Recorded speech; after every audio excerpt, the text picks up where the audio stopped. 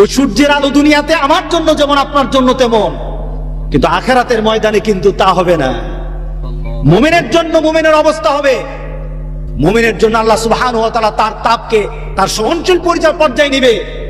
বদকার তার বদের আমলের কারণে তার অবস্থা তেমন হবে, তার মাথাটা পর্যন্ত ফেটে যাবে, গরমের তাপে মাথা ফেটে যাবে, মাথার মগজটা পর্যন্ত বের হয়ে যাবে। হাসরের ময়দানে রৌদ্রের তাপে আল্লাহ সুবহানাহু ওয়া তাআলার সামনে সবাই দাঁড়ানো, আল্লাহর সামনে সবার কাছে আজকে উপস্থিত হয়ে গেছে সবাই। এবার বিচার আরম্ভ হবে। কোর্টে দাঁড়ানো, বাংলাদেশের কোর্ট না, পৃথিবীর কোর্ট না, আহকামুল হাকিমিন সেখানে বসা। আল্লাহু আকবার। আহকামুল হাকিমিন আল্লাহ সুবহানাহু ওয়া তাআলা তিনি একজন চূড়ান্তভাবে মালিক ইয়াউমিদ্দিন হয়ে বসে আছেন। তিনি বিচার ফায়সালা আরম্ভ করবেন, বিচার আরম্ভ করবেন।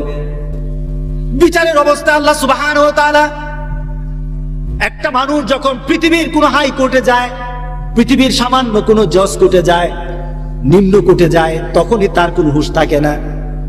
যখন আল্লাহর সামনে সবাই উপস্থিত হয়ে যাবে আর সামনে দেখবে দুজকের গর্জন, বেহেশতের জন্য বেহেশতেরা দেখতে থাকবে বেহেশতের প্রতি, দুজকের গর্জনগুলি তাত্তালিউ আলাল আফইদা, প্রত্যেকটি মানুষের কলিজার মধ্যে গিয়ে তার আঘাত করবে, তার কলিজার মধ্যে গর্জনগুলি আঘাত করবে।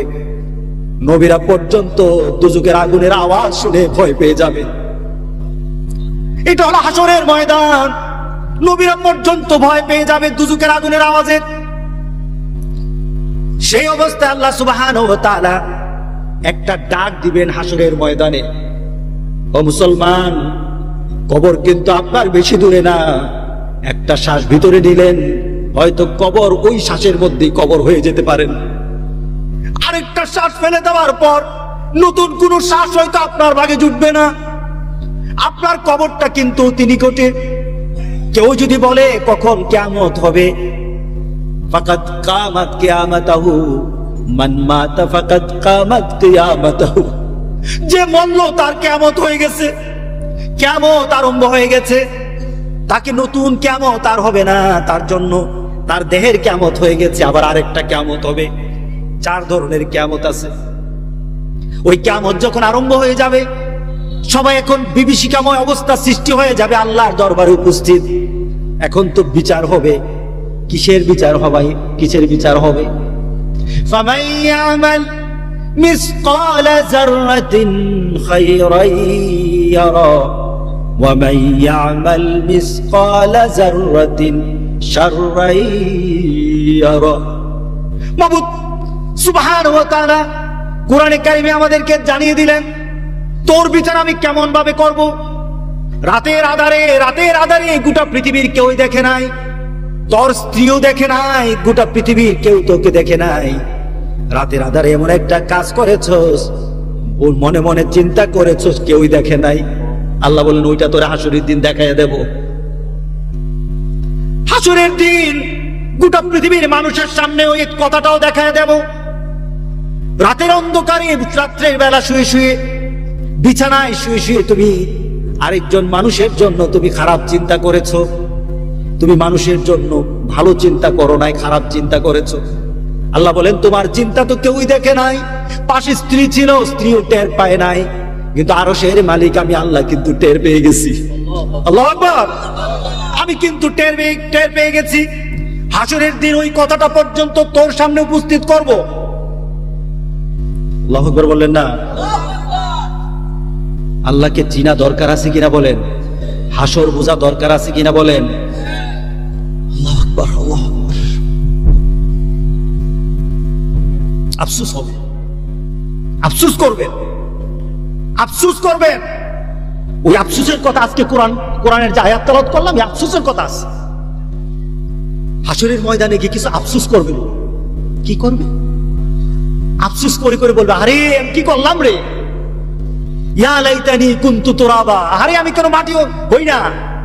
আজকে আমি কি জবাব দেব আল্লাহর দরবারে? আমি তো কিছু নাই, আমি তো কিছু করি নাই। আমি আল্লাহর সামনে কেমনে দাঁড়াবো আমি যদি মাটি হয়ে যেতাম? আল্লাহু আকবার, আল্লাহু আকবার, আল্লাহু আকবার। আমি যদি মাটি হয়ে যেতাম, এভাবে চিৎকার করে করে সবাই বলবে যে আমি যদি মাটি হয়ে যেতাম। আবার কেউ বলবে কাদ্দামতু লিহায়াতি, নিজের আমলনামা দেখবে, নিজের জীবনটা দেখবে। আমি যে বললাম নূর নাই, তার সাথে নূর নাই, তার সাথে নূর নাই। এখন নূর সারা কবরে গেছে, নূর সারা হাসরে দাঁড়াইছে।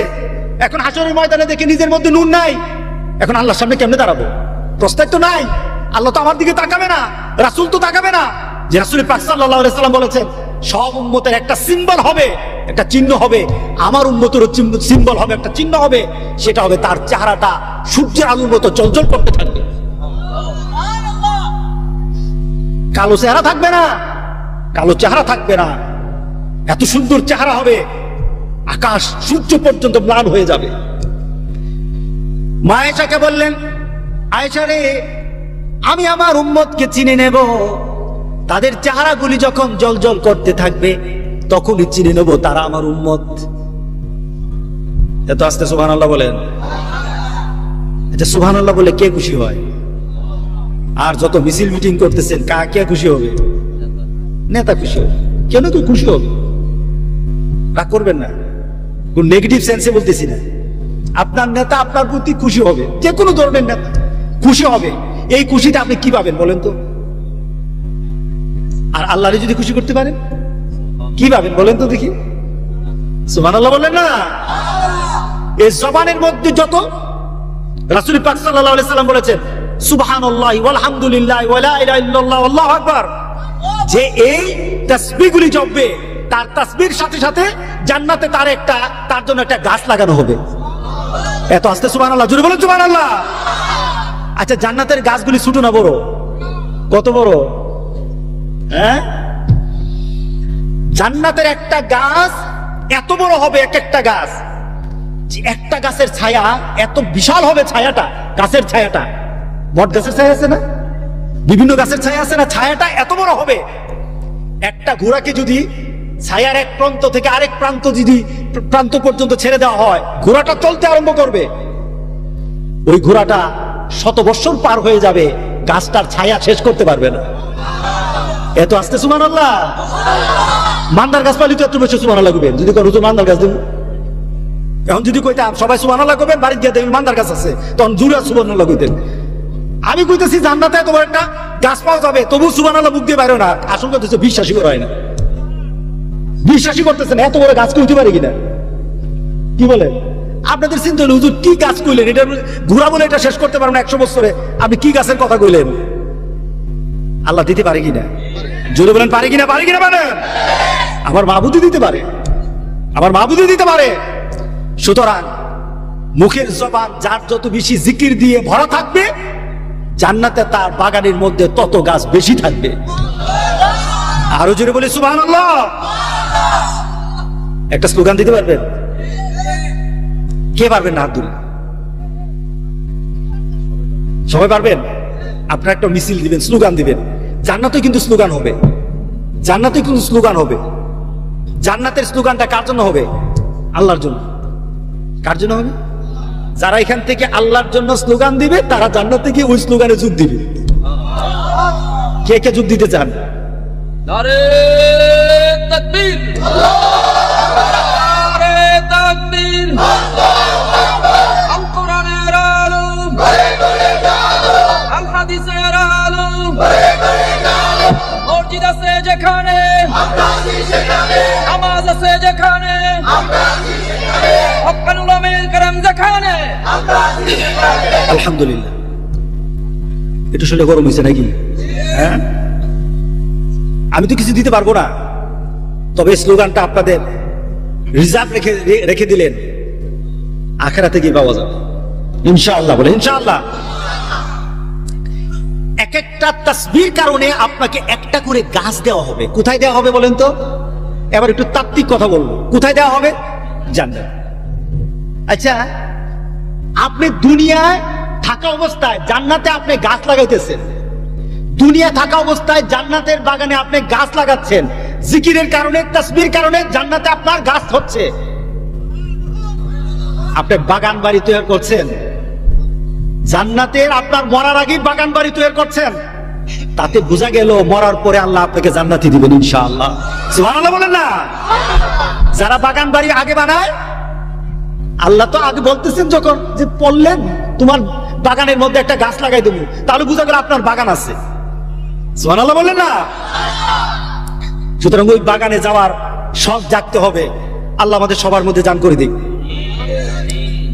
রাসূল পাক সাল্লাল্লাহু আলাইহি সাল্লাম আয়েশাকে বলে, আয়েশা রে, আমার উম্মত গুলো আমি চিনে নেব, এত মানুষ থাকুক কিন্তু আমার উম্মত আমি ঠিকই চিনবো। কিভাবে? আয়েশা, শীতকাল চলে আসতো, বার্ধক্য চলে আসতো, বিভিন্ন সময় বিভিন্ন নিজের মধ্যে একটা কাজের স্পৃহা হারিয়ে ফেলতো, মনের মধ্যে দুর্বলতা, শারীরিক দুর্বলতা সৃষ্টি হতো।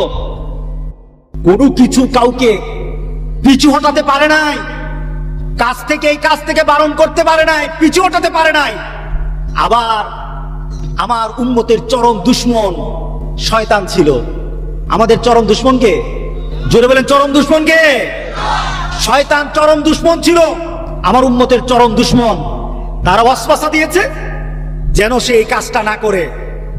কিন্তু যখনই আমার আল্লাহর একটা আওয়াজ এসেছে, সে তার জীবনের অন্য কোনো চাহিদাকে তার বড় চাহিদা বানায় নাই। সে যে কোনো কাজে থাকতো, যখন আল্লাহর সে ডাক তার কানের মধ্যে লেগেছে, ডাকটা হলো আল্লাহর ডাক। সে আল্লাহর ডাক যখনই তার কানে লাগতো, সে ডাকটা ছিল আল্লাহু আকবার। জোরে বলেন আল্লাহু আকবার। ডাকটা কি ছিল? আল্লাহু আকবার। মসজিদ থেকে আওয়াজ এসেছে আল্লাহ বড়, আর সে কাজে ডুবেছিল, বিভিন্ন কাজের মধ্যে ছিল। সে তার চিন্তায় শয়তান বলে কাজ বড়, আর মসজিদ থেকে আওয়াজ এসেছে আল্লাহ বড়। সে নিজের মধ্যে যুদ্ধ করেছে, নফসের সাথে যুদ্ধ করেছে। তার আত্মা বলে বসে থাক, তার আত্মা বলে বসে থাক, আত্মা বলে কাজ কর, আত্মা বলে এখানে যা, আত্মা বলে এটা কর। কি বলে বলে না? মিটিং এ বসা থাকলে বল মিটিং এ বসে থাক, আগে মিটিং শেষ, এরপরে নামাজ। ঠিক না? আমাদের রিক্সাগুলির মধ্যে অনেক সুন্দর সুন্দর লেখা থাকে। আগে থাকতো ছবি, নায়িকাদের ছবি, নায়িকের ছবি থাকতো না? এখন কিন্তু সুন্দর সুন্দর কথা থাকে। নামাজকে বলো না কাজ আগে, নামাজকে বলো না কাজ আগে। কত সুন্দর কথা। কাজকে বলো, নামাজ আগে। তোমার দুনিয়ার যে কোনো কাজ থাকুক, তোমার জীবনের একটা বড় চাহিদা নিয়ে নাও। আজান হবে, আমি আর দেরি করব না। আজান হবে, আমি আর কাজে থাকবো না। আজান হবে, আমি আর কারোর সাথে বসা থাকবো না। আজান হবে, আমার বাবু যদি আমার কাছে থাকে, আমি আমার বাবার সাথে থাকবো না। আজান হবে, গোটা পৃথিবীর কোন ব্যক্তি যদি আমাকে ডাকে, ওই ডাকে সাড়া দেব না, আগে আমি আল্লাহর ডাকে সাড়া দেব। পারা যাবে কিনা? ও মুসলমান, পারা যাবে? যদি পারা যায়, তাহলে আমরা এখন থেকে বলবো, নামাজকে বলবো না কাজ আগে, নামাজকে বলবো না কাজ আগে। যদি হয় কি হবে? যদি এটা করতে পারেন কি হবে? রাসূল পাক সাল্লাল্লাহু আলাইহি সাল্লাম বলেন, ওই উম্মতগুলি আমার উম্মত চিনে নেব। তাহলে বোঝা গেল যার মধ্যে এই দাগ থাকবে না, সে রাসূলের উম্মত বলে পরিচয় দিতে পারবে না। আমাদের সমাজে নামাজি বেশি না বেনামাজি বেশি? আস্তে কথা কয়, বলেন, জোরে বলেন, সাহস করে বলেন। বেনামাজি বেশি। তাহলে বেনামাজির অবস্থা কি? তুমি যতই আশিকে রাসূল হও, আশিকে রাসূল, মাশুকে এলাহি, আশিকে পান্দান, সিয়ায়ে দান্দান, কত সমাজের কত আশিকিরা আছে। এই আশিকি দিয়ে কাজ হবে না। তুমি যদি রাসূলের উম্মত বলে পরিচয় দিতে চাও, তোমাকে মসজিদে 5 ওয়াক্ত হাজিরা দিতে হবে। কথা ঠিক আছে কিনা বলেন? যারা দেয় না, আমার দৃষ্টিতে আপনার দৃষ্টিতে যত বড় উঁচা বড়ুক আমার সমাজে, আখেরাতে তারা ফকির, মিসকিন, তারা গরিব, তারা লানত প্রাপ্ত, এর থেকে আর কিছু না। কথা ঠিক আছে কিনা বলেন? যত বড় কিছু, যত বড় কিছু। ও মুসলমান, আজকে বুঝতে হবে, আমি কি আমাকে বাঁচাতে পারবো কিনা, আমি কি আমার রাসূলের সাথে সম্পর্ক করাতে পারবো কিনা। যদি পারতে হয়, নামাজ লাগবে কিনা? জোরে বলে নামাজ লাগবে। মা আয়েশা সিদ্দিকা রাদিয়াল্লাহু তাআলা আনহাকে রাসূল বললেন, যারা উযু করেছে, উযু করার সময় কি ধুতে হয়? বলেন, কি ধুতে হয় উযু করতে? ধরুন উযুর অবস্থা ধরুন, এখানে তো 90 জন ভাইকে যাবেন উজু ধরলে, আর মাহফিলে আপনার মাহফিলে আর আমু না, আপনি একটা টেরা মানুষ, উজু সামনে মন্দির আপনি কি হয়েছে উজু? হ্যাঁ, উজুতে কি করতে হয় বলেন? উজুর ফরজ কয়টা সবাই জানেন? জি না সবাই জানেন না। যারা বলছে ওই যে সবগুলি চেহারা চিনি, সবগুলি নামাজির চেহারা, নামাজির চেহারাই আলাদা। সুবহানাল্লাহ বলেন। সীমাহুম ফি উজুহিম মিন আসারিস সুজুদ। যারা নামাজ পড়ে, একটা লোক অনেক ফর্সা, নামাজ পড়ে না, তার চেহারার মধ্যে ফর্সা হোক কিন্তু তার চেহারার মধ্যে নূর নাই। কথা ঠিক আছে কিনা বলেন? আরেকটা চেহারা কালো কিন্তু 5 ওয়াক্ত নামাজ পড়ে, চেহারার দিকে তাকায় দেখেন নূর আর নূর আছে তার মধ্যে নূর আর নূর আছে। আপনি নামাজ পড়তে গিয়ে যখন উজু করলেন, মুখটা ধুইলেন, হাতটা ধুইলেন, রাসূল বলেন যারা শীতের রাত্রিতে আর উজু করতে গিয়ে হাতটা সুন্দর করে ধুয়ে নেয়, কাল হাসুরের দিন আল্লাহ এটাকে আর হাত রাখবে না, এটা নূর বানাই দিবে। ওই নূর আমরা চাই। আপনি আখিরাতে গিয়ে আল্লাহর সামনে কেমনে দাঁড়াবেন, রাসূলের সামনে কেমনে পরিচয় দিবেন? আপনার সাথে নূর নাই, আপনার সাথে নূর নাই। রাসূল পাক সাল্লাল্লাহু আলাইহি সাল্লামের সাথে আমরা যদি পরিচিত হতে হই তাহলে নামাজ লাগবে।